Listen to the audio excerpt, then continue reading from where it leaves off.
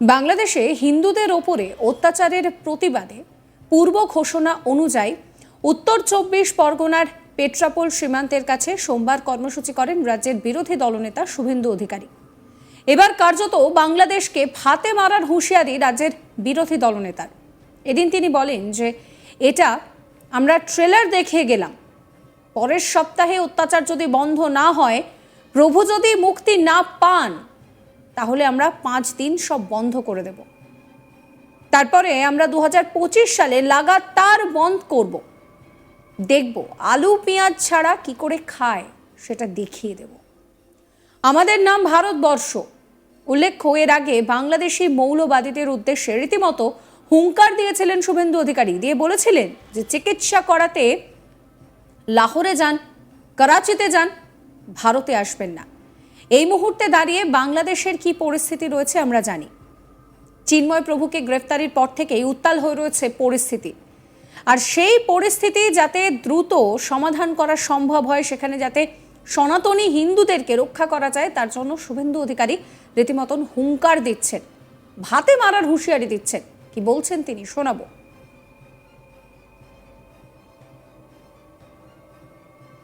আমরা ট্রেলার দেখিয়ে গেলাম, এর পরের সপ্তাহে অত্যাচার বন্ধ না হলে, প্রভু মুক্তি না পেলে আমরা 5 দিন বন্ধ করব। তারপরে আমরা 25 সালে লাগাতার বন্ধ করে ওদের আলু পেঁয়াজ কি করে খায় আমরা সেটা দেখিয়ে দেব। আমাদের নাম ভারতবর্ষ। এদিন রাজ্যের মুখ্যমন্ত্রী মমতা বন্দ্যোপাধ্যায়কেও তীব্র আক্রমণ শানান শুভেন্দু অধিকারী। তার কথায়, এপার বাংলায় আমরা ভালো নেই। মুখ্যমন্ত্রী বিধানসভায় বলছেন যে ভারত সরকার পিস কিপিং ফোর্স ইউএনকে দিয়ে পাঠাক। মাননীয়া ফালাকাটায় দুর্গা মণ্ডপে ঢুকে যখন জিহাদিরা শাঁখ বাজাবেন না, উলুধ্বনি দেবেন না, ঢাক বাজাবেন না, এই কথা বলছিলেন, কোথায় ছিল আপনার পুলিশ? শুনুন কি বলছেন শুভেন্দু অধিকারী। এপার বাংলায় আমরা ভালো নেই।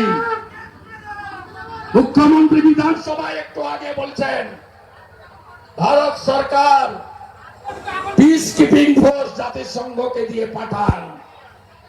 মাননীয়া ফালাকাটায় দুর্গা মণ্ডপে ঢুকে যখন জিহাদিরা বলল শাঁখ বাজাবেন না, উলুধ্বনি দেবেন না, ঢাক বাজাবেন না, কোথায় ছিল আপনার পুলিশ? উল্লেখ্য, পিস কিপিং ফোর্স পাঠানোর পক্ষে আগেই সওয়াল করেছিলেন রাজ্যের বিরোধী দলনেতা শুভেন্দু অধিকারী। এবার কার্যত সেই কথাই শোনা গেল রাজ্যের মুখ্যমন্ত্রী মমতা বন্দ্যোপাধ্যায়ের গলাতেও। সোমবার বিধানসভায় মুখ্যমন্ত্রী বলেন যে আমরা প্রস্তাব দিলাম, এই নিয়ে প্রধানমন্ত্রী বিবৃতি দিন, বিষয়টা রাষ্ট্রসংঘের নজরে আনা হোক, কেন্দ্র রাষ্ট্রসংঘের কাছে আবেদন করুক শান্তি রক্ষা বাহিনী পাঠানোর জন্য। শোনাবো মুখ্যমন্ত্রী মমতা বন্দ্যোপাধ্যায়ের কথাও।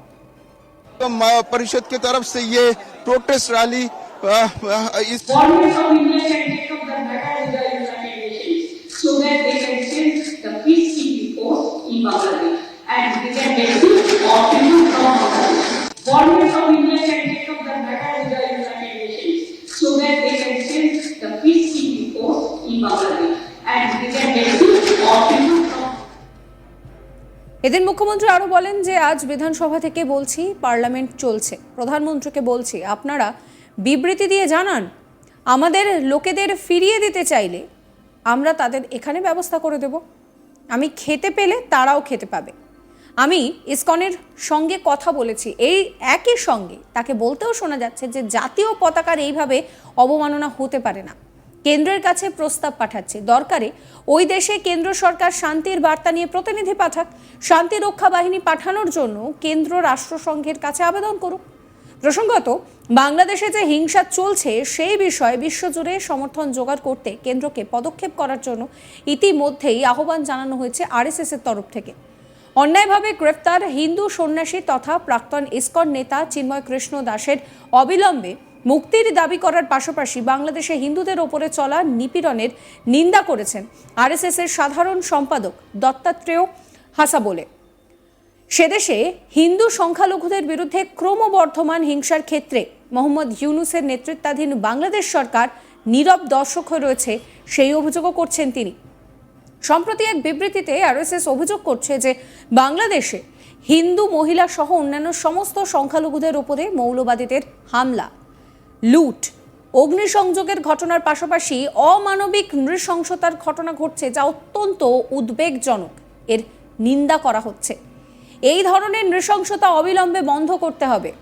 পাশাপাশি ভারত সরকারকে বাংলাদেশের সংকট মোকাবিলায় প্রচেষ্টা চালিয়ে যাওয়ার জন্য আহ্বান জানানো হয় আরএসএস এর তরফে। এছাড়াও আন্তর্জাতিক সমর্থন জোগাড় করতে এবং সংখ্যালঘুদের রক্ষার্থে বাংলাদেশ সরকারকে চাপ দেওয়ার জন্য দ্রুত কূটনৈতিক পদক্ষেপ নেওয়ার আহ্বানও জানানো হয়েছে আরএসএস এর তরফে। আরএসএস এর এই বিবৃতি নিয়ে প্রতিক্রিয়া দিয়েছেন রাজ্যের বিরোধী দলনেতা শুভেন্দু অধিকারী।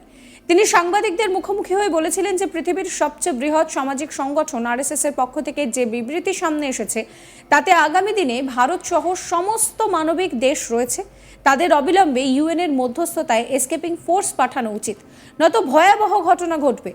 এটা না করা হলে আগামী কয়েক মাসের মধ্যে বাংলাদেশ থেকে হিন্দু ও উপজাতিরা শেষ হয়ে যাবে।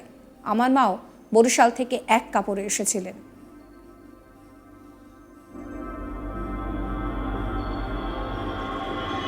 শোনাবো আপনাদের সেই সময় দাঁড়িয়ে কি বলেছিলেন বিরোধী দলনেতা শুভেন্দু অধিকারী।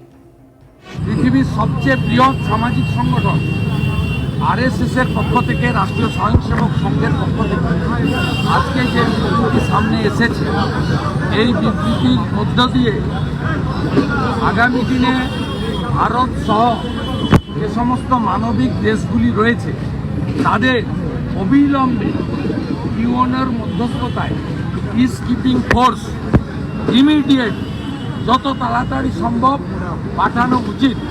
নইলে নোয়াখালীর মতো, দ্য গ্রেট ক্যালকাটা কিলিংয়ের মতো হিন্দু নরসংহার হবে। ৭১-এর 22% আজ 7%-এ নেমে গেছে। এটা যদি এক্ষুনি না করা হয়, আগামী কয়েক মাসের মধ্যে বাংলাদেশ হিন্দু এবং উপজাতি, বিশেষ করে চাকমা, ত্রিপুরী, মারমা, এরা শেষ হয়ে যাবে বাংলাদেশ থেকে। এবং এজন্যই আমরা যারা ভুক্তভোগী, প্রত্যেকের বাড়িতে ভুক্তভোগী, আমি নিজে ভুক্তভোগী, আমার মা বরিশাল থেকে এক কাপড়ে এসেছেন, এনারা সবাই ভুক্তভোগী। যে জায়গায় দাঁড়িয়ে আজকের সনাতনীরা প্রতিবাদ করলেন, এই জায়গাতে কয়েক লক্ষ মানুষ আছেন যারা ধর্মীয় কারণে কংগ্রেসের দেশভাগে বিভীষিকাময় যন্ত্রণা নিয়ে এইখানে আসতে বাধ্য হয়েছেন। পৃথিবীর সবচেয়ে চ্যানেলকে সাবস্ক্রাইব করুন।